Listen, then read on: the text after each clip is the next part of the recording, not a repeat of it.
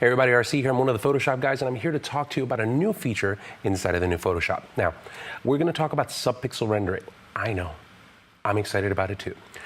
Basically, this is what happens. If you're using a Retina display on a Mac, or if you've used an operating system like Microsoft and you've used clear text, you'll notice that there's a different way for you to be able to render pixels. It's not just R, G, and B anymore for pixel rendering. There's actually something called a subpixel render. And what that does is it makes even sharper displays, right, text and displays, a lot sharper by manipulating stuff on the subpixel level. Well, that wasn't something that translated over into pixel rendering on Photoshop until now.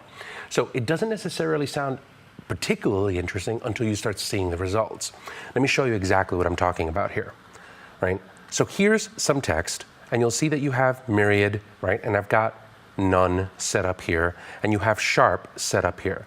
But you'll notice that even to some degree here, there's a little bit of jaggedness here, there's a little bit of jaggedness to here.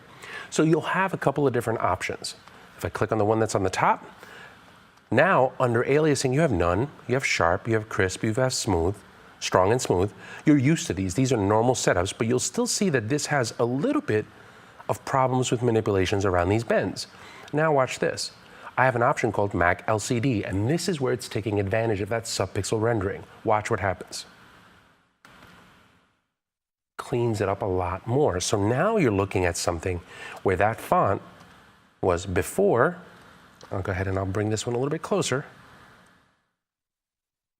Right? This font looks nicer. This font does not look nicer. So I'll go ahead and I'll bring this one here to this option at the bottom. And what I'm going to use is my type tool. I'm going to go just to regular Mac.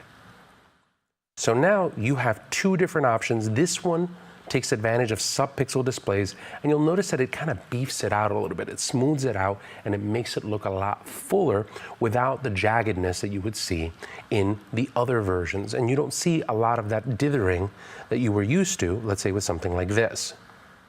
All right, so in this section here, right at the very, very bottom of it, you're noticing that there's a little bit of schmutz. It doesn't necessarily look as sharp as you would want it to. Now, with subpixel rendering, you have the option to be able to do that.